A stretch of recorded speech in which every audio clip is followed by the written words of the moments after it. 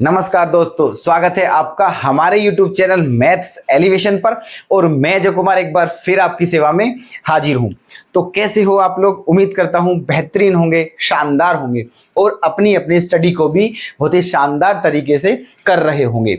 तो हम दोस्तों आज आपके सामने एक नए पार्ट के साथ प्रेजेंट हुए हैं, जो पार्ट नंबर 4 होगा। जो चैप्टर हमारा चल रहा था रिलेशंस एंड फंक्शन, उसका आज चौथा पार्ट लेकर के आपके सामने आ चुके हैं दोस्तों। तो देखिएगा आज का हमारा जो नया पार्ट है उसमें हम कौन कौन से क्वेश्चन करवाने वाले हैं। ठीक है, देखिएगा आज का हमारा जो पहला क्वेश्चन होगा वो होगा क्वेश्चन नंबर 12, है ना। एनसीईआरटी की बुक का क्वेश्चन, एनसीईआरटी की बुक हमारी चल रही है, जिसका हमारा पहला चैप्टर हमने स्टार्ट किया रिलेशंस एंड फंक्शन। एक्सरसाइज कौन सी है दोस्तों? 1.1, ठीक है, जिसका हमने 12वां क्वेश्चन है ये। तो देखना कैसे होता है ये क्वेश्चन। ओके, देखो क्या कहा है, पहले क्वेश्चन पढ़ते हैं बिल्कुल शिद्दत से। So that the relation are defined in the set A of all triangles, है ना, एज आर इक्वल्स टू क्या T1, T2। कहने का मतलब दोस्तों क्या है, चलो पहले एक बार क्वेश्चन पढ़ लेते हैं, फिर समझाता हूं क्वेश्चन में क्या है ना। जो रिलेशन है वो क्या दिया हुआ है? T1, T2 such that T1 जो है ना वो सिमिलर है T2 के। प्रूफ क्या करना है कि जो वो है क्या है, इज इक्विवेलेंस रिलेशन। हमें प्रूफ करना है कि वो जो रिलेशन है वो इक्विवेलेंस रिलेशन है। आगे चलिए, consider 3 right angle triangles, T1 with sides इतना, T2 विद साइड्स इतना एंड T3 विद साइड्स इतना। तो which triangles among T1, T2 and T3 are related. ये हमारा क्वेश्चन है आज का। ठीक है, अब देखो इसे समझते हैं दोस्तों, इसमें पूछा क्या है ना। इसमें भी क्वेश्चन में 2 पार्ट है ना। इस क्वेश्चन में भी हमें 2 पार्ट दिए हुए हैं। पहला पार्ट जो है दोस्तों वो देखना यहां तक खत्म है, यहां तक क्या है, पहला पार्ट हमारा फिनिश है। इसके बाद ही सेकंड पार्ट है। अब पहले पार्ट में आपको मैं समझा दूं कि पहले पार्ट में हमें क्या करना है।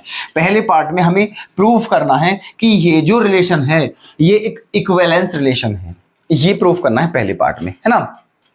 और जो सेकंड पार्ट है उसमें हमें क्या देखना है, उसमें 3 ट्राइंगल दिए हुए हैं, T1, T2, T3, 3 त्रिभुज दिए हुए हैं, है ना। जो पहला त्रिभुज है उसकी जो साइड है मतलब भुजा वो क्या दी हुई है, 3, 4, 5, ठीक है। और दूसरा जो है उसकी जो साइड है वो क्या है, 5, 12, 13। और जो तीसरा है उसकी साइड क्या है, 6, 8, 10। और ये तीनों के तीनों जो ट्राइंगल हैं ये राइट एंगल ट्राइंगल हैं। देखो ये रहा क्वेश्चन में यहां दिया हुआ है राइट एंगल ट्राइंगल, तीनों के तीनों। कहने का मतलब समकोण त्रिभुज हैं ये तीनों के तीनों, है ना। समकोण त्रिभुज वो होता है दोस्तों जिसमें एक एंगल 90 डिग्री का हो, उसे हम समकोण त्रिभुज कहते हैं। तो ये तीनों ही ट्राइंगल समकोण त्रिभुज हैं, तीनों त्रिभुज समकोण त्रिभुज हैं। अच्छा, फिर क्या कहा है इनमें कि which triangles among T1, T2 and T3 are related. मतलब ये 3 त्रिभुज जो हैं इनमें से कौन कौन से त्रिभुज एक दूसरे से रिलेटेड हैं, संबंधित हैं, ये भी बताना है हमें। ये सेकंड पार्ट है। अब संबंधित का मतलब क्या है दोस्तों, क्योंकि ऊपर क्या है, ऊपर दिया हुआ है हमें कि जो T1 और T2 2 ट्राइंगल हैं। ये क्या दिया हुआ है कि जो T1 है ना वो सिमिलर है T2 के, जो T1 है वो T2 के सिमिलर है। तो उसी के अकॉर्डिंग हमें इस पार्ट को भी करना है। मतलब ये 3 ट्राइंगल जो दिए हैं हमें ये बताना है कि इन तीनों ट्राइंगल में से कौन कौन से ट्राइंगल ऐसे हैं जो आपस में संबंधित हैं। मतलब ये बताना है कि 3 ट्राइंगल जो हैं ये T1, T2, T3, इनमें से ऐसे कौन कौन से ट्राइंगल हैं जो एक दूसरे के क्या हैं, सिमिलर हैं, समरूप हैं, ये बताना है हमें। ओके, तो ये था हमारा जो क्वेश्चन दिया था उसका एक्सप्लेनेशन कि क्वेश्चन में क्या दिया हुआ है और हमें क्या करना था, है ना। अब चलते हैं इसके सॉल्यूशन की तरफ। ठीक है, देखना पहली बात एक देखो, अगर कोई भी दोस्तों छोटी से छोटी बात भी कुछ नहीं आती है ना तो मैं आपको पहले उसकी डिटेल्स बताता हूं, फिर क्वेश्चन की तरफ चलता हूं। ठीक है, तो वही काम हम आज भी करेंगे। देखो ये कुछ नहीं है दोस्तों, एक ये सिंबल आया, देखो क्या दिया हुआ है इन्होंने ये दिया हुआ है कि जो T1 है वो ऐसे करके T2, ये दिया हुआ है ना। अब ये नई चीज आई है, ठीक है।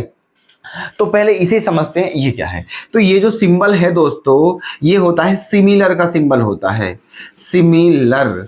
और सिमिलर को हिंदी में हम समरूप कहते हैं। क्या बोलते हैं? समरूप, है ना। अब दो चीज मैं आपको यही समझा देता हूं, एक तो ये सिंबल होता है और एक ये सिंबल होता है। इसे क्या बोलते हैं हम? सिमिलर, मतलब समरूप। और ये जो सिंबल होता है इसे बोलते हैं हम कॉन्ग्रेंट, CONGRUENT, कॉन्ग्रेंट। और कॉन्ग्रेंट का मतलब जो होता है दोस्तों वो होता है सर्वांगसम, ठीक है। कॉन्ग्रेंट का मतलब जो होता है उसे हम हिंदी में बोलते हैं सर्वांगसम, और सिमिलर को क्या बोलते हैं? समरूप, है ना। ये दो सिंबल होते हैं, दोनों को एक साथ बताता हूं बाय कंपैरिजन मेथड, तो आप समझिएगा ध्यान से, है ना। चलो जी, तो अब ये कौन कौन से होते हैं? देखो, ये सिमिलर जो है ना दोस्तों, सिमिलर को देखो हिंदी में क्या बोल रहे हैं हम? समरूप। समरूप का अगर संधि विच्छेद किया जाए तो क्या होगा? समान प्लस रूप, है ना। ऐसा रूप जो समान हो उसे ही हम क्या बोलेंगे? समरूप, है ना। सर्वांगसम का मतलब क्या है? सर्वांगसम, ठीक है, जिसका, है ना, सब कुछ सर्वांग सम, ठीक है, जो कंप्लीट समान हो, जो पूरी तरह से समान हो, उसे हम क्या बोलेंगे? सर्वांगसम। अब जैसे मैं आपको एग्जांपल देता हूं दोनों के लिए, है ना। देखो, ये 10th क्लास की बातें हैं दोस्तों। जब 10th क्लास का हम लेकर आएंगे चैप्टर तो तब हमें समझाएंगे ये सब बात, लेकिन अभी मोटा सा समझना जरूरी है यहाँ भी। देखो, सर्वांगसम का मतलब दोस्तों आप ये समझिए, ऐसी दो आकृति, ठीक है, ऐसी दो आकृति, ओके, या फिगर कह सकते हो इंग्लिश में, जिनका रूप और आकार दोनों एक जैसे हों, उन्हें हम क्या बोलेंगे? सर्वांगसम बोलते हैं, ठीक है। फिर समझिए, ऐसी दो आकृति, ऐसे दो फिगर जिनका रूप और आकार एक जैसा हो, उन्हें हम क्या बोलते हैं? सर्वांगसम बोलते हैं, ठीक है। रूप का मतलब होता है, ठीक है, स्ट्रक्चर, और आकार का मतलब होता है साइज। मतलब ऐसी दो फिगर या ऐसे दो फिगर, ठीक है, जिनका स्ट्रक्चर और साइज दोनों बिल्कुल सेम हो, वो दोनों क्या होंगे दोस्तों? सर्वांगसम होंगे, कॉन्ग्रेंट होंगे, ठीक है। अब यहां आ जाइए सिमिलर पे। ऐसे दो फिगर जिनका स्ट्रक्चर तो सेम हो बट साइज सेम हो या ना हो कोई दिक्कत नहीं है, बस बट स्ट्रक्चर जरूर सेम होना चाहिए, हम उन्हें क्या बोलते हैं? समरूप बोलते हैं। जैसे कि देखो एग्जाम्पल और समझिए आप, मैंने दो सर्किल ले लिए हैं। क्या ले लिए हैं? दो सर्किल, ओके, ये ऐसे, है ना, और यहां भी दो सर्किल ले लिए हैं। अब मान लो कि इसकी जो रेडियस है वो भी 1 है और इसकी जो रेडियस है वो भी 1 है। मान लीजिए जो इसकी रेडियस है वो 1 है, लेकिन जो इसकी रेडियस है वो 2 है, ठीक है। अब देखना, ये दो सर्किल हैं, सर्किल को क्या बोलते हैं हिंदी में? वृत्त। ये दो वृत्त हैं, है ना, दोनों की जो रेडियस है वो 1 है। अब आप ये बताइए, दोनों का जो स्ट्रक्चर है, मतलब जो रूप है वो एक जैसा है ना। देखो, ये भी गोल है और ये भी गोल है, तो दोनों का रूप एक समान है और दोनों का साइज भी क्या है? एक समान है। साइज ही कैसे पता चला कि एक समान है? क्योंकि दोनों की रेडियस सेम है, ठीक है। अगर, है ना, कोई दो सर्किल हैं और उन दोनों की रेडियस सेम है तो दोस्तों ये समझ लीजिए आप, वो दोनों सर्किल का जो साइज है वो बिल्कुल सेम होगा, ठीक है, क्योंकि जो सर्किल का साइज है ना वो उसकी रेडियस पर डिपेंड करता है, ओके। तो ये दोनों सर्किल जो है इनका रूप भी एक जैसा है, इनका आकार भी एक जैसा है, मतलब स्ट्रक्चर और साइज दोनों क्या है? सेम। इसीलिए ये दोनों ट्राइंगल, मतलब ये दोनों सर्किल क्या हो जाएंगे दोस्तों? कॉन्ग्रेंट हो जाएंगे, ऐसे करके, ठीक है। आई बात समझ? यहां जाते हैं, देखो यहां क्या है। अब एक बात ये समझ लेना, ये दोनों सर्किल क्या है? कॉन्ग्रेंट है, और ये सिमिलर भी हैं दोस्तों, ये सिमिलर भी हैं, क्योंकि सिमिलर की मात्र ये कंडीशन है कि सिमिलर होने के लिए बस रूप एक जैसा होना चाहिए, ठीक है। आकार चाहे छोटा हो या बड़ा हो उससे कोई इफेक्ट नहीं पड़ेगा, बट रूप जरूर एक जैसा होना चाहिए, बस इतनी छोटी सी शर्त है समरूप की। तो यहां देखना, इन दोनों सर्किल के जो रूप हैं एक जैसे हैं, ये सिमिलर भी हैं, ये सिमिलर भी हैं, ठीक है, बट कॉन्ग्रेंट तभी होंगे जब रूप और आकार दोनों एक जैसे होंगे। यहां आ जाइए, अब देखो इन दोनों का रूप एक जैसा है या नहीं? आप मुझे बस इतना बताइए। आप बोलोगे बिल्कुल है। क्यों है? क्योंकि ये भी गोल है और वो भी गोल है। रेडियस क्या है? दोनों की अलग अलग है, उससे कोई इफेक्ट नहीं पड़ता। रेडियस अलग अलग है, इस बात का मतलब यह है कि दोनों का साइज अलग अलग है, बट रूप तो एक जैसा है। ये भी गोल है, ये भी गोल है, इसीलिए ये दोनों क्या बोलेंगे इन दोनों को हम? सिमिलर बोलेंगे। क्या बोलेंगे? सिमिलर, समरूप, ऐसे सिंबल लग जाएगा। ठीक है, ये होता है दोस्तों सिमिलर और कॉन्ग्रुएंट। मैंने दोनों को एक साथ बता दिया है। उम्मीद करता हूं आप इन दोनों को समझ चुके हैं कि सिमिलर क्या है और कॉन्ग्रुएंट क्या है। ठीक है, चलो अब हमारा क्वेश्चन तो कुछ और है ना, क्वेश्चन में आया था इसलिए मैंने आपको समझा दिया है। अब सीधे क्वेश्चन की तरफ चलते हैं। ठीक है, चाहो तो आप इन्हें नोट भी कर लेना। ठीक है, चाहो तो नोट कर लेना दोस्तों। अगर आपको कोई भी इंफॉर्मेशन, ठीक है, जो भी इंफॉर्मेशन दी जाएगी वो बिल्कुल गजब वाली दी जाएगी, तो please don't ignore this information. ठीक है, प्लीज नोट इट। ठीक है, कोई भी इंफॉर्मेशन जो आपको दी जाए उसे इग्नोर ना करें, मेरे अकॉर्डिंग आप उसे नोट करते चले। ठीक है, फायदा मान के चलो, अगर फायदा नहीं है तो नुकसान भी तो नहीं है कुछ। ठीक है, फायदा ही होता है कुछ, नुकसान तो कुछ है नहीं, तो नोट जरूर करते रहना। ठीक है, चलो अब मैं इसे रफ करता हूं क्योंकि मुझे तो क्वेश्चन करना है, लेकिन आप इसे नोट कर लेना। अब चलते हैं क्वेश्चन की तरफ, देखते हैं क्वेश्चन क्या है ना। देखो अब क्वेश्चन क्या है। शो दैट, मैंने क्वेश्चन तो पहले ही पढ़ लिया है आपके सामने। ठीक है, और बिल्कुल सेट भी कर दिया है क्वेश्चन को, है ना। तो अब क्या करना है ना, अब क्या करना है, हमें सीधे क्वेश्चन की तरफ चलते हैं। देखो क्या है, T1 और T2 जो रिलेशन है वो किन दोनों के बीच में दिया हुआ है? दो ट्राइंगल के बीच में। पहला ट्राइंगल T1 है, दूसरा ट्राइंगल T2 है। और क्या दिया हुआ है इसने कि जो पहला ट्राइंगल है वो दूसरे ट्राइंगल के क्या है? सिमिलर है। तो प्रूफ करना है मुझे ये जो रिलेशन दिया हुआ है ये इक्विवेलेंस रिलेशन है। इक्विवेलेंस का मतलब है तुल्यता संबंध है, और तुल्यता संबंध वो होता है जो रिफ्लेक्सिव भी हो, सिमेट्रिक भी हो और ट्रांजिटिव भी हो। कहने का मतलब स्वतुल्य हो, है ना, सम्मित हो और संक्रामक हो, है ना। तो इसका मतलब अगर हमें ये प्रूव करना है कि ये दोनों रिलेशन, मतलब ये जो रिलेशन है ये इक्विवेलेंस है, तो हमें उससे पहले क्या प्रूफ करना पड़ेगा कि ये रिलेशन रिफ्लेक्सिव भी है, सिमेट्रिक भी है और ट्रांजिटिव भी है। तो चलते हैं वन बाय वन और करते हैं अपने क्वेश्चन को। ठीक है, देखना क्या दिया हुआ है, रिलेशन प्रूफ। जो इसका फर्स्ट पार्ट है पहले उसे प्रूफ करते हैं, जो इसका फर्स्ट पार्ट है। ठीक है, देखो गिवन, ठीक है, गिवन को बोलते हैं हिंदी में दिया है। क्या हिंदी होती है गिवन की? दिया है। ठीक है, क्वेश्चन को दोस्तों बाकायदा सटीक तरीके से करना चाहिए, पहले लैंग्वेज लिख के तरीके में। ठीक है, जो डाटा है पहले वो लिखना चाहिए, क्या क्या डाटा दिया हुआ है तरीके में, ताकि एग्जामिनर खुश हो जाए आपके सॉल्यूशन को देख करके और आंख बंद करके आपको नंबर दे दे। ठीक है, क्या दिया हुआ है, जो रिलेशन है वो लिखता हूं मैं। ठीक है, ये है R बराबर दिया हुआ है T1, T2, है ना, सच दैट जो T1 है वो सिमिलर है T2 के। ठीक है, ये रिलेशन दिया हुआ है हमारा। अब हमें ये रिफ्लेक्सिव, सिमेट्रिक और ट्रांजिटिव तीनों प्रूफ करना है, तब जाकर के ये हमारा क्या होगा? इक्विवेलेंस। तो नंबर 1 पहले क्या करते हैं, देखो पहले करते हैं हम रिफ्लेक्सिव चेक। क्या करते हैं? Reflexive check. ओके, रिफ्लेक्सिव को हिंदी में क्या बोलते हैं? स्वतुल्य। ठीक है, स्वयं के तुल्य। अब देखना रिफ्लेक्सिव क्या होता है। देखो ऐसा रिलेशन, जो रिलेशन पहले का दूसरे के साथ है वही रिलेशन पहले का स्वयं के साथ भी होना चाहिए, हम उसे तभी क्या बोलेंगे? रिफ्लेक्सिव बोलेंगे। अब यहाँ दो ट्राइंगल हैं T1 और T2, जो पहला ट्राइंगल है वो दूसरे ट्राइंगल के क्या है? सिमिलर है। क्या है? सिमिलर। तो आप ये बताइए, जब पहला ट्राइंगल दूसरे के सिमिलर है तो पहला ट्राइंगल दूसरे खुद के भी तो सिमिलर होगा। ठीक है, खुद के भी सिमिलर होता है दोस्तों। ठीक है, तो क्या होगा, क्या लिख सकते हैं हम?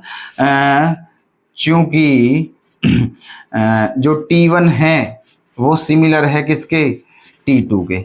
जो T1 है वो सिमिलर है T2 के, है ना, एंड T1 जो होगा वो सिमिलर भी होगा किसके? T1 के। ठीक है, ओके, जो T1 है वो T2 के सिमिलर है और जो T1 है वो T1 के भी सिमिलर है। ठीक है, मतलब जो रिलेशन पहले का दूसरे के साथ है वही रिलेशन पहले का खुद के साथ भी है ना। तो इसीलिए क्या हो जाएगा? R is reflexive. ठीक है, तो इसलिए क्या हो गया कि ये क्या है? रिफ्लेक्सिव रिलेशन है। ओके, चलो दूसरा चेक करते हैं दोस्तों। दूसरे का क्या नाम है? सिमेट्रिक। क्या नाम है दूसरे का? सिमेट्रिक। ओके, चलो जी, सिमेट्रिक की क्या कंडीशन है, जो रिलेशन पहले का दूसरे के साथ हो वही रिलेशन दूसरे का पहले के साथ भी अगर है तो उस रिलेशन को हम क्या बोलेंगे, सिमेट्रिक बोलेंगे, सममित बोलेंगे। तो वो चीज तो है यहाँ दोस्तों, क्योंकि क्या लिखोगे आप, जो T1 है वो सिमिलर है T2 के, T1 सिमिलर है T2 के, एंड है ना T2 भी तो सिमिलर होगा T1 के। ओके, जब आप ये बताइए पहला ट्राइंगल दूसरे के सिमिलर है तो क्या दूसरा पहले के सिमिलर नहीं होगा, 101% होगा। ठीक है, तो इसीलिए इसको भी हम क्या बोल देंगे, R is symmetric, R is symmetric. Okay, दो रिलेशन हो चुके हैं। अब देखिएगा तीसरा रिलेशन क्या है, तीसरा रिलेशन है ना वो क्या है, ट्रांजिटिव। तीसरा रिलेशन है हमारा ट्रांजिटिव। ट्रांजिटिव में क्या होता है, देखो दिया हुआ क्या है दोस्तों कि जो T1 है वो सिमिलर है T2 के, जो T1 है वो सिमिलर है T2 के। मान लेते हैं जो T2 है वो सिमिलर है किसके, T3 के। किसके सिमिलर है, T3 के। तो अब आप ही बताइए तो क्या हो जाएगा फिर, एंड जो T1 है वो किसके सिमिलर हो जाएगा, T3 के। जो T1 है वो किसके सिमिलर हो जाएगा, T3 के। अगर ये समझिए आप दो ट्राइंगल हैं, अगर कोई से भी दो ट्राइंगल किसी एक ट्राइंगल के सिमिलर हों तो समझ लीजिएगा कि वो दोनों ट्राइंगल भी आपस में सिमिलर होंगे, है ना। जैसे कि मैं, आप समझो इधर देखो, एक ट्राइंगल ये रहा, एक ट्राइंगल ये रहा और एक ट्राइंगल ये रहा। ये पहला ट्राइंगल, ये दूसरा ट्राइंगल और ये तीसरा ट्राइंगल। मान लीजिए आप ये पहला किसके सिमिलर है, सेकंड के, ठीक है, और तीसरा किसके सिमिलर है, सेकंड के।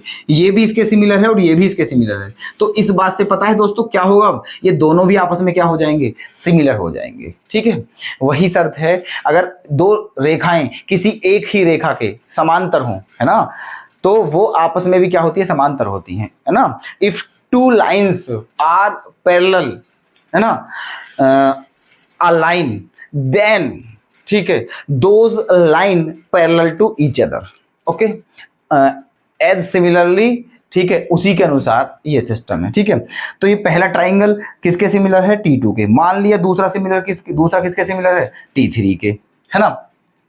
तो अब क्या होगा, देखो जो है ये T1 भी T2 के सिमिलर है और T3 भी T2 के सिमिलर है। इसका मतलब क्या होगा, जो पहला है वो, मतलब जो T1 है वो भी किसके सिमिलर हो जाएगा, T3 के। और यही शर्त हमारी क्या होती है, ट्रांजिटिव की। जो रिलेशन पहले का दूसरे के साथ, वही रिलेशन दूसरे का तीसरे के साथ, और वही रिलेशन पहले का तीसरे के साथ होना चाहिए, तो उस रिलेशन को ट्रांजिटिव बोलते हैं। तो इसीलिए हम अब क्या लिख सकते हैं, इसीलिए लिख सकते हैं R is transitive, R is transitive.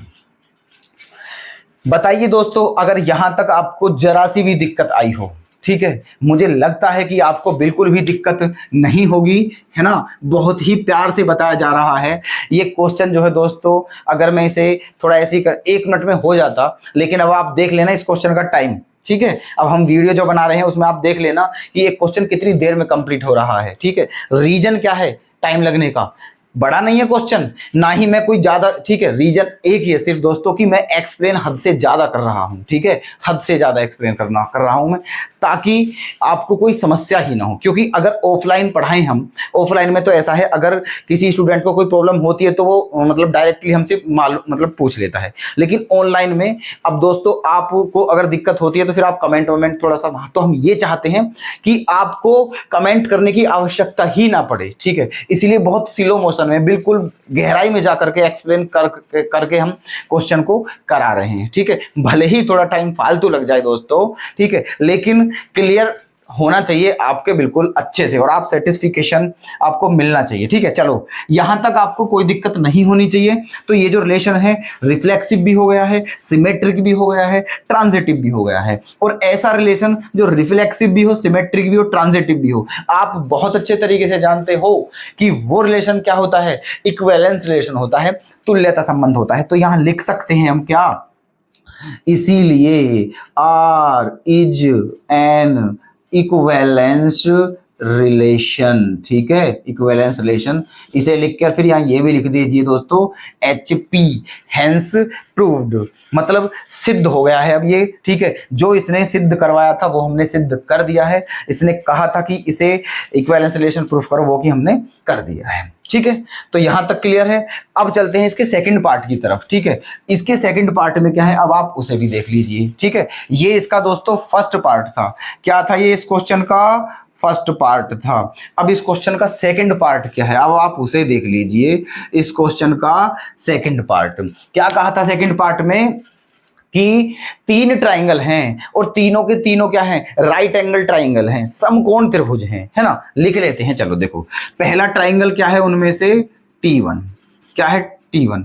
दूसरा ट्राइंगल क्या है? T2। और तीसरा ट्राइंगल क्या है दोस्तों? T3। ये तीनों ट्राइंगल दिए हुए हैं और तीनों के तीनों ट्राइंगल क्या है? राइट एंगल ट्राइंगल है, समकोण त्रिभुज हैं, है ना। अच्छा, तो इनकी साइड क्या कह देंगे? देखो इसकी साइड क्या कह देंगे दोस्तों? 3, 4, 5, है ना। इसकी साइड क्या दी हुई है? इसकी साइड, है ना, इसकी साइड T2 की क्या? 5, 12, 13, 5, 12, 13। और इस T3 जो है ये, इसकी साइड को क्या क्या दिया हुआ है? 6, 8 और 10, 6, 8 और 10, है ना। ये तीन ट्राइंगल दिए हुए हैं और तीनों की साइड भी दी हुई हैं और ये भी कहा है कि तीनों ही राइट एंगल ट्राइंगल हैं। ओके, अच्छा, अब क्वेश्चन में ये कहा है कि इन तीनों ट्राइंगल में से वो ट्राइंगल कौन कौन से हैं जो आपस में एक दूसरे से संबंधित हैं, रिलेटेड हैं। ठीक है, अब तीन ट्राइंगल अब चेक करनी है हमें ये बात दोस्तों। वही ट्राइंगल आपस में एक दूसरे से संबंधित होंगे जो ट्राइंगल क्या होंगे? एक दूसरे के सिमिलर होंगे, समरूप होंगे, क्योंकि क्वेश्चन में साफ साफ ऊपर दिया हुआ है कि दो ट्राइंगल एक दूसरे के सिमिलर हैं। तो इन तीनों ट्राइंगल में से जो भी ट्राइंगल एक दूसरे के सिमिलर हैं वही दोनों एक दूसरे से क्या होंगे? संबंधित होंगे, रिलेटेड होंगे। तो कैसे चेक करें कि कौन कौन से ट्राइंगल सिमिलर हैं? ठीक है, देखो दोस्तों, मैं अब सारी बात तो नहीं बता सकता। ठीक है, देखो मैंने सिमिलर और कॉन्ग्रेंट दोनों आपको समझा दिए हैं वो क्या होते हैं, लेकिन उनकी शर्त होती है दोस्तों। ठीक है, सिमिलैरिटी होता है, कॉन्ग्रेंस, ठीक है, उनकी शर्त क्या क्या होती है। जब मैं 10th क्लास का टॉपिक लेकर के आऊंगा दोस्तों तब बहुत एक्सप्लेन करूंगा, मतलब ये सारी चीज डिटेल्स में बताऊंगा। ठीक है, लेकिन फिलहाल आप समझिए। देखो सिमिलैरिटी की एक शर्त ये भी होती है कि दो ट्राइंगल है, समझो, है ना। अगर दो ट्राइंगल हैं, अगर उन दोनों ट्राइंगल की तीनों साइड, है ना, समानुपाती हैं, प्रोपोर्शनल हैं, तो वो दोनों ट्राइंगल सिमिलर होंगे। ठीक है, समानुपाती का मतलब क्या होता है? अगर एक त्रिभुज की तीनों भुजाएं दूसरे त्रिभुज की तीनों भुजाओं के समानुपाती हैं, है ना, मतलब ये है कि पहली भुजा एक साइड इस वाले की ट्रायंगल की ली और एक साइड दूसरे ट्रायंगल के लिए, उन दोनों का क्या करा? डिवाइड। वहां से जो निकल के आया वही दूसरी साइड का आना चाहिए और वही तीसरी साइड का आना चाहिए, तब जाकर के वो तीनों साइड क्या होंगी? प्रोपोर्शनल। और तो ही ऐसी कंडीशन होने के बाद वो दोनों ट्रायंगल क्या हो जाते हैं? सिमिलर। तो यहाँ चेक करते हैं, देखो, ठीक है। अब पहले इन दोनों ट्रायंगल को लेते हैं हम, T1 और T2। कौन कौन से ट्रायंगल लेते हैं? पहले T1 एंड T2। चलो जी करते हैं। देखो इसकी पहली साइड क्या है? 3 और इसकी पहली साइड क्या है? 5, 3/5। ठीक है, इसकी दूसरी साइड क्या है? 4, इसकी दूसरी साइड क्या है? 12, 4/12। इसकी तीसरी साइड क्या है? 5, इसकी तीसरी साइड क्या है? 13। ये आ गया, ठीक है ना। इन दोनों की भुजाओं का अनुपात ये आ गया है, दोनों ट्राइंगल की, ठीक है, साइड का रेशो। अब आप ये बताइए क्या ये तीनों इक्वल हैं? क्या ये तीनों इक्वल हैं? ठीक है, ये तीनों इक्वल नहीं है, है ना। अगर ये तीनों इक्वल होते तो ये तीनों साइड क्या हो जाती? प्रोपोर्शनल, समानुपाती। तो हम बोल देते कि ये दोनों ट्राइंगल सिमिलर हैं, पर ये इक्वल नहीं है, इसीलिए ये दोनों एक दूसरे के सिमिलर नहीं है। और जब सिमिलर नहीं है तो इनका आपस में भी कोई रिलेशन नहीं होगा, ठीक है ये। ठीक है, अब क्या लेते हैं? इन दोनों को लेते हैं। देखो यहीं से आप देख लो, T2 और T3 ले लें अगर, तो 5/6, 12/8, 13/10। दोस्तों ये भी बराबर नहीं है, ठीक है, ये भी बराबर नहीं है। आप क्या लो, T1 एंड T3 लेते हैं। क्या लेते हैं? T1 and T3। देखो ना ही तो ये एक दूसरे से रिलेटेड है ना। और जो T2 और T3 अगर हम इनको ले लें, T2 और T3, तो क्या आएगा दोस्तों? 5/6, है ना, 12/8 और 13/10। ये भी अलग अलग हैं, इसलिए ये भी क्या होंगी दोस्तों? ये भी एक दूसरे से संबंधित नहीं हैं। ये तीनों क्या हैं? अलग अलग, ठीक है, ये तीनों भी क्या हैं? अलग अलग। तो ये दोनों एक दूसरे के समानुपाती नहीं है। अब कौन कौन से बचते हैं? केवल T1 और T3। इन्हें और देखते हैं दोस्तों, T1 और T3, है ना, T1 और T3। तो इसकी पहली साइड है 3, उसकी पहली साइड क्या है? 6, ठीक है। अच्छा, इसकी साइड 4/8, उसकी 5/10, ये तीनों साइड हैं। अब देखो 3/6 का मतलब क्या आएगा, 3 एकम 3 दूनी, है ना, 4 एकम 4 दूनी, 5 एकम 5 दूनी, ये भी 1/2 आ रहा है, ये भी 1/2 और ये भी 1/2। इसका मतलब ये तीनों के तीनों क्या है, इक्वल हैं। इसका मतलब T1 और T3 जो T3 है, मतलब एक T1 ट्राइंगल है और T3 ट्राइंगल जो है, इन दोनों की साइड का जो रेशो है वो क्या आता है, सेम आता है। मतलब इनकी जो साइड है वो क्या है, प्रोपोर्शनल है। अब ये तीनों अगर इसकी, ये दोनों ट्राइंगल की साइड प्रोपोर्शनल है, यही शर्त दोस्तों सिमिलर की होती है। इसका मतलब ये है कि T1 जो है वो T3 के सिमिलर है, और जब सिमिलर है तो यही आपस में क्या होंगे, रिलेटेड होंगे। तो क्या लिखते हैं हम, इसीलिए, है ना, क्या जो T1 है वो सिमिलर हो जाएगा किसके, T3 के। T1 जो है वो किसके सिमिलर हो जाएगा, T3, है ना। तो इसीलिए T1 is related, T1 is related to T3, T1 is related to T3। इसका मतलब T1 ट्राइंगल और T3 ट्राइंगल ये दोनों एक दूसरे से रिलेटेड हैं। अब हमारा ये क्वेश्चन पूरी तरह से कंप्लीट हुआ है, समझे आप, ठीक है। जो प्रूफ करा था, 2 पार्ट प्रूफ कर दिया, और ये सारा सिस्टम आप समझ चुके हो। तो उम्मीद करता हूं दोस्तों आप इस क्वेश्चन को बहुत ही बेहतर तरीके से समझ चुके होंगे। अब चलते हैं अपने नेक्स्ट क्वेश्चन की तरफ। तो ये है हमारा आगे का क्वेश्चन। अब आप इसे देखिएगा, क्या दिया हुआ है क्वेश्चन में, देखो सबसे पहले क्वेश्चन को ध्यान से पढ़ें, फिर उसे समझें, फिर सॉल्यूशन करें। Let L be the set of all lines in XY plane, है ना। अच्छा, मतलब इसने ये दिया हुआ है कि जो L है ना वो क्या है, वो सेट है। सेट को हिंदी में क्या बोलते हैं, समुच्चय। 11th का चैप्टर है दोस्तों, फर्स्ट चैप्टर ही है रिलेशन वो सेट का, ठीक है।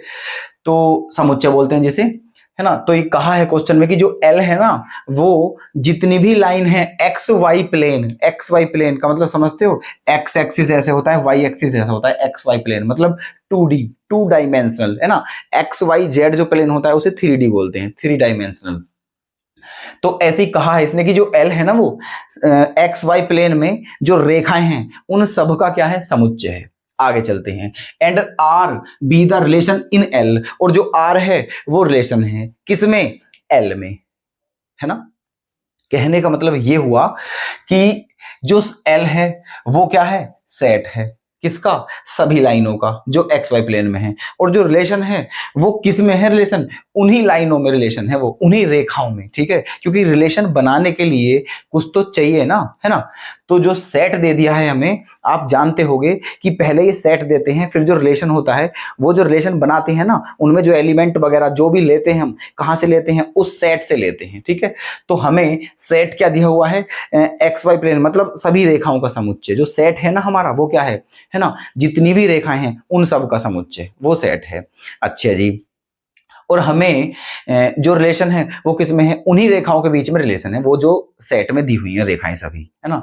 आगे क्या कहा है कि जो रिलेशन है वो कैसे दर्शाया है इन्होंने, R बराबर L1, L2, मतलब जो रिलेशन है वो 2 रेखाएं ले ली इन्होंने, ठीक है। उस सेट में तो बहुत सारी रेखाएं हैं, L1 L2 दुनिया मतलब जो है काफी सारी लाइंस हैं, ठीक है। लेकिन उनमें से कोई भी 2 लाइन ले ली है इन्होंने ऐसे करके, और उन्हीं में रिलेशन बना दिया है। और फिर आगे क्या कहा है देखो, such that L1 is parallel to L2, मतलब जो L1 है ना वो L2 के क्या है, पैरेलल है। मतलब पैरेलल का मतलब समांतर। कहने का मतलब ये हुआ कि जो पहली रेखा है वो दूसरी रेखा के क्या है, समानांतर है, ठीक है, पैरेलल है। तो हमें प्रूफ करना है so that R is an equivalence relation. तो हमें सिद्ध करना है कि ये जो संबंध है ये एक तुल्यता संबंध है, इक्विवेलेंस रिलेशन है। ये इसका फर्स्ट पार्ट है, ठीक है। ये क्वेश्चन भी 2 पार्ट का है, मतलब आप ये समझिए एक क्वेश्चन अगर कंप्लीट हो जाता है हमारा तो समझिए हमने 2 क्वेश्चन कंप्लीट कर लिए हैं, क्योंकि एक क्वेश्चन के अंदर 2 पार्ट पूछे हैं, ठीक है। तो अभी हमने जो पीछे क्वेश्चन किया था वो क्वेश्चन तो एक था, लेकिन समझिए वो 2 क्वेश्चन थे और 2 ही ये हैं, मतलब 4 क्वेश्चनों के बराबर हैं, ठीक है। चलो इसमें सेकंड पार्ट क्या है दोस्तों, find the set of all lines related to the line y equal to 2x plus 4, है ना। पहले तो एक इक्विवेलेंस रिलेशन प्रूफ करना है ये, उसके बाद हमें सेट बताना है। किसका सेट, उन सभी रेखाओं का सेट बताना है जो इस रेखा से रिलेटेड हैं, इस लाइन से रिलेटेड हैं, उन सब का सेट भी हमें बताना है, ठीक है। अच्छा तो इन सब का सेट जो होगा, मतलब ये जो लाइन दी है ये लाइन का इक्वेशन है। कैसे पता चली ये लाइन का इक्वेशन है? ठीक है, देखो दो चीज होती है दोस्तों, एक तो लाइन होती है और एक कर्व होता है ना।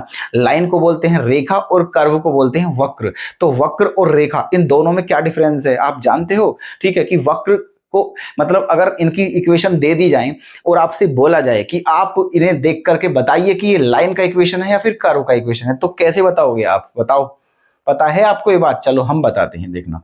अगर जो भी वेरिएबल दिए हैं, जो भी क्वांटिटी होती है, जो भी राशि होती है, वो दो टाइप की होती है। एक तो वेरिएबल होता है, उसमें एक कांस्टेंट होता है। वेरिएबल को हिंदी में हम क्या बोलते हैं? चर। और कांस्टेंट को हिंदी में क्या बोलते हैं? अचर। ठीक है, तो जितने भी नंबर है ना वो सारे कांस्टेंट क्वांटिटी है, मतलब अचर राशि है। और जितने भी क्या है अल्फाबेट, मतलब A to Z, वो क्या है? सारे हमारे वेरिएबल होते हैं, चर बोलते हैं जिसे। ठीक है, तो ऐसी इक्वेशन जिसमें वेरिएबल की हाईएस्ट पावर 1 हो, वो इक्वेशन लाइन का इक्वेशन होगा दोस्तों। ठीक है, जैसे यहां देखना x और y दोनों वेरिएबल हैं और दोनों की हाईएस्ट पावर क्या है? 1, इसलिए ये लाइन का इक्वेशन है, ये पहचान है। अगर वेरिएबल की हाईएस्ट पावर मोर देन 1 हो तो वो लाइन का इक्वेशन नहीं होगा, फिर वो कर्व का इक्वेशन होगा। समझे आप? ओके, चलो, तो ये लाइन है, तो हमें इस लाइन से रिलेटेड जितनी भी लाइन है उन सबका सेट भी बताना है सेकंड पार्ट में। तो आप ये बताइए, क्योंकि क्वेश्चन में क्या लेनी है? क्वेश्चन में हमें वही लाइन लेनी है जो एक दूसरे के पैरेलल हैं। तो इससे रिलेटेड जो होंगी लाइन, वो सारी वो रेखाएं होंगी जो इसी लाइन के क्या होंगी? पैरेलल होंगी। ठीक है, इस लाइन के पैरेलल रेखाओं का, ठीक है, सेट बनाना है, वो दूसरा पार्ट था। ठीक है, तो आप समझ चुके हो कि क्वेश्चन क्या दिया है और हमें क्या क्या करना है। पहले क्वेश्चन को पढ़िए, है ना, और उसे उसका मतलब उसमें ये समझिए कि ये क्या दिया है और क्या निकालना है, उस क्वेश्चन को बेहतरीन तरीके से। फिर क्वेश्चन का सॉल्यूशन में बहुत आनंद आता है। अब आप देख लें इसका सॉल्यूशन। दो पार्ट है इसके। फर्स्ट पार्ट, ठीक है, इस सॉल्यूशन का जो फर्स्ट पार्ट है वो हम कैसे करेंगे? सबसे पहले देखो क्या दिया हुआ है। गिवन लिखता हूं मैं। गिवन का मतलब मैंने पहले ही बता दिया है, हिंदी में गिवन को बोलते हैं दिया है। तो क्या दिया है क्वेश्चन में? जो रिलेशन है वो लिखता हूं मैं। क्या है रिलेशन? L1 और L2, इन दोनों के बीच में रिलेशन दिया हुआ है, L1 और L2। ओके, अच्छा, और जो L1 है ना, L1 वो किसके पैरेलल है?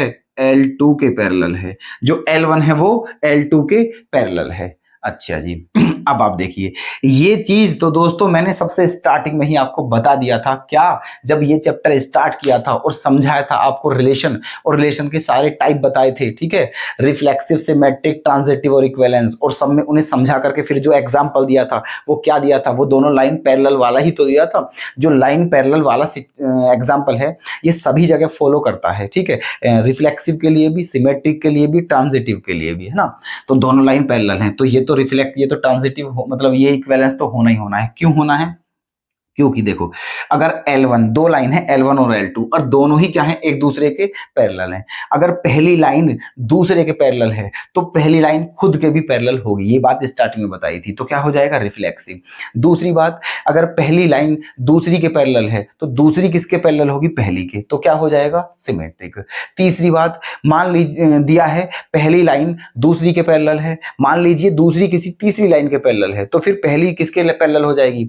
तीसरी लाइन के पैरेलल। तो हो गया ना ट्रांजिटिव। अब रिफ्लेक्सिव, सिमेट्रिक, ट्रांजिटिव अगर तीनों हो जाए तो फिर उसको हम क्या बोलेंगे? Equivalence relation. हेंस प्रूव्ड, बात खत्म। ठीक है, ओरली क्वेश्चन कर लिया है, अब लिख लेते हैं। ओके, देखना क्या करना है। पहले कर लेते हैं हम रिफ्लेक्सिव चेक। क्या करते हैं पहले? Reflexive, reflexive. ओके, लिखो, देखो, चूंकि, है ना, क्या जो L1 है, L1 वो पैरेलल है किसके? L2 के।